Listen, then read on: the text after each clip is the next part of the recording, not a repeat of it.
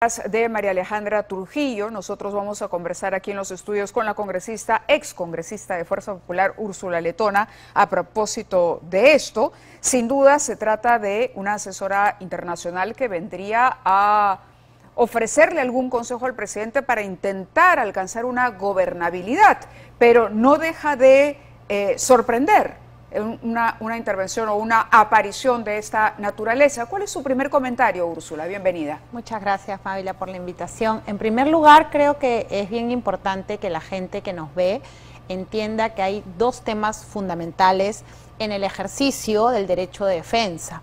De hecho, quienes hemos sido autoridades y quienes hemos ejercido poder público, tenemos una obligación indesligable, que es la obligación de rendir cuentas. Entonces, más allá de que la señora Trujillo considere que hay elementos para considerar que el presidente Castillo es una persona inocente hasta que se demuestre lo contrario, hay algo que es absolutamente incuestionable y que se ha demostrado a través de los medios de comunicación, es que el presidente no tiene un ápice de intención de darle la cara al país, de responderle al país por sus actos. No hay un mensaje, no hay un mea culpa, no hay siquiera una conferencia donde él intente darnos una explicación sobre lo que está pasando en el país.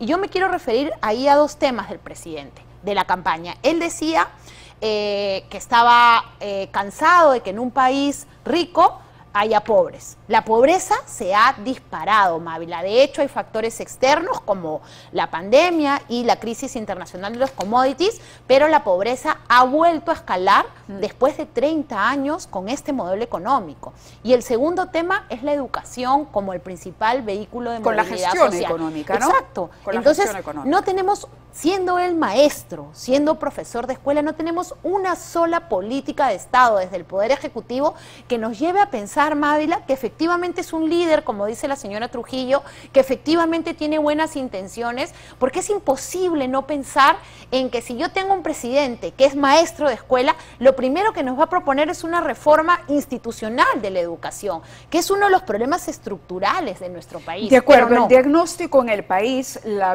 verdad, es grave. Nadie puede negar la crisis en la que estamos viviendo. Quisiera preguntarle por las declaraciones de la señora Keiko Fujimori. Usted ha sido congresista de la bancada de Fuerza Popular. ¿Considera que ha sido oportuna esta intervención, esta reaparición de Keiko Fujimori, cuando además, de acuerdo a una última encuesta, ella figura como la segunda persona que más ha perjudicado a la política peruana después justamente de Castillo? Yo la verdad, Mávila, y de repente creo que, y eso es un tema de formación, yo creo que en el momento en el que está el país hay que dejar los amores, las antipatías o los odios fuera del escenario y centrarnos en cuáles son las coincidencias. Y hoy la mayoría de fuerzas políticas coinciden en que el señor Castillo tendría que dar un paso al costado, todos le exigen que renuncie. Pero ella tiene una bancada en el Parlamento, es la primera minoría.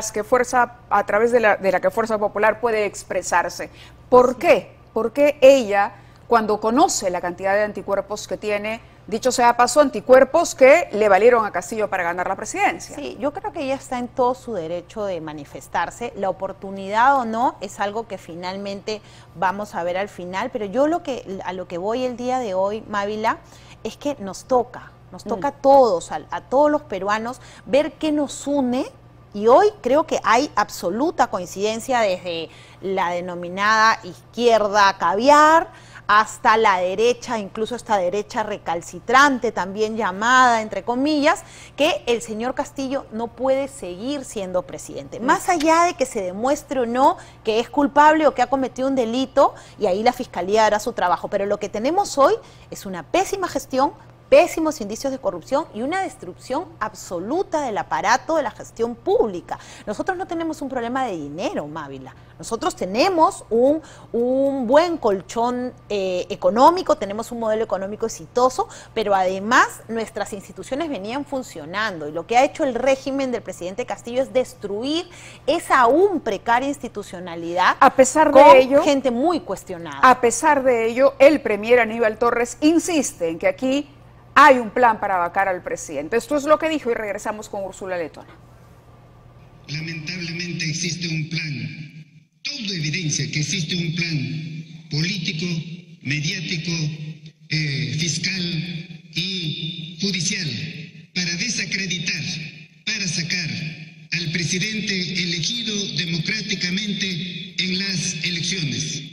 Ustedes verán que por cualquier hecho de terceros, sin ninguna comprobación, cualquier indicio de terceros, sin ninguna comprobación, inmediatamente no se quiere implicar al presidente. Y lo que hace además es señalar a las bancadas de Renovación Popular y Fuerza Popular como aquellas que empujan la idea de la vacancia. Mira, Mávila, hace algunos meses, desde el Centro de Innovación de Políticas Públicas, del cual soy miembro del directorio, nosotros organizamos una reunión, recordarás, con una fundación alemana para discutir las salidas al escenario político que vivía el país desde el punto de vista constitucional. Invitamos gente del país como del extranjero para que puedan darnos luces de salidas constitucionales en el marco de lo que estábamos viviendo. Recuerdo al doctor Aníbal Torres salir a decirnos vacadores, porque organizamos un evento académico donde se discutía. Entonces, yo sí creo que el Premier no solamente está equivocado desde el punto de vista conceptual de lo que implica la democracia implica analizar los escenarios políticos, y la vacancia, le guste o no al señor Aníbal Torres, es un mecanismo constitucional, creo yo, extremo. Creo yo que es la última ratio, porque finalmente tendríamos el control político, vías las interpelaciones, vías las censuras, que tampoco es un ejercicio que el Congreso se haya animado con la clase de ministros que hemos tenido, desde acusados de asesinato hasta confesos que han cometido delitos. Entonces, yo sí creo que ahí al Premier Torres, en primer lugar, le toca acercar. ¿Debería censurarlo el Congreso? Yo creo que sí, es un factor constante de confrontación. Ya que habla de control político, ¿debería ser Aníbal Torres censurado por el Congreso? El Premier debería dar un paso al costado, el presidente debería, si le hace caso a la señora Trujillo y genera consensos, es una persona que crea constantemente escenarios de confrontación, tiene frases desafortunadas, expresiones desafortunadas. Él fue mi profesor en la universidad, lo desconozco totalmente, creo que no está atravesando un momento dentro de la cabalidad de lo que fue como docente. Yo me acuerdo las clases con él. Era un profesor, uno de los mejores profesores en San Marcos, y sin embargo hoy muy errático, con un ánimo sumamente confrontacional y cero autocrítica. Él es el presidente del Consejo de Ministros. Se supone que en el marco constitucional todos esos ministros cuestionados han sido propuestos por él. Por eso, a propósito de la autocrítica, yo le hacía esta mención a la oportunidad de Keiko Fujimori, ¿no? Al margen de cualquier cosa, uno sabe en qué momento debe aparecer y en qué momento debe mantenerse más bien en segundo plano, ¿no? Y hay un anti-keikismo, podríamos decirlo así ya, muy instalado, que hace, por ejemplo, que las marchas que se organizan los fines de semana no tengan la cantidad de gente que se requiere para una movilización que obligue eventualmente al presidente a una renuncia, por ejemplo, ¿no? Sí, yo creo que ella tiene un liderazgo y tiene todo el derecho de ejercerlo, pero también creo que efectivamente hay otros mecanismos a través de los cuales Fuerza Popular podría expresar su posición. Yo no tengo relación con el partido ni con la bancada, pero sí he visto, y en general en este Congreso, nuevos cuadros, congresistas jóvenes que están marcando la pauta. Y un ejemplo concreto es los 40 congresistas que votaron en contra de la reforma a la SUNEDU. 40 congresistas, el 90% de ellos jóvenes, pertenecientes a estas nuevas fuerzas políticas en el Congreso, y que han dicho no estamos de acuerdo, incluso congresistas de Fuerza Popular. Entonces sí creo que ahí a los líderes en general, sobre todo trayendo a colación lo que dices respecto de las marchas, le falta identificar nuevos liderazgos que de repente refresquen la actuación política, porque hemos visto sin duda un deterioro de la clase política en general en nuestro país. ¿Qué autocrítica haría usted, que fue parte de una bancada mayoritaria, muy importante, 73 congresistas, eso era algo que no se había visto? Sí, yo me he quedado siempre, Mávila, ¿Cuál fue el peor error que cometió Fuerza Popular? No priorizar las reformas. creo que nos enfrascamos, y tengo que decirlo, pese a que he sido una de las congresistas mencionadas con la que más colaboración tuvo el Ejecutivo, hicimos cosas, pero como conjunto, como bancada, creo que nos faltó priorizar las reformas. Éramos 73, pudimos haber generado consensos para hacer reformas constitucionales que hoy nos hubieran puesto en una mejor situación. ¿Es una manera de decir, en efecto, fuimos obstruccionistas? No, yo creo que lo que hicimos en ese Congreso, no solamente Fuerza Popular, fue centrarnos en el tema de fiscalización. Y creo que ese fue un error, porque habíamos congresistas donde el rol fiscalizador no nos quedaba, ¿no? Y que pudimos haber aportado muchísimo en reformas de fondo. Hubo reformas constitucionales, sí. No se hablaba de los temas que hicimos de fondo. La famosa ley de reconstrucción con cambios que aprobamos en 2 días con el Ejecutivo es una muestra. Sin embargo, el clima de confrontación constante, de cuestionamientos a la labor del Ejecutivo y esta exacerbación de ánimos de ambos lados, creo que se perdió una oportunidad valiosa para hacer reformas. Y contribuyeron su cuota, ¿no? No, de hecho... Le pusieron una cuota a esa confrontación, como un Congreso. Sin recordemos duda, las intervenciones del señor Becerril, la señora Bartra, por mencionar solamente... Sin duda había congresistas, y eso también lo he dicho, que buscaban un protagonismo personal. Y cuando hay ese tipo de enfrentamientos, de hecho, hay figuras que destacan por eso. Pero finalmente lo que ha pasado después es que la gente les pasa la factura.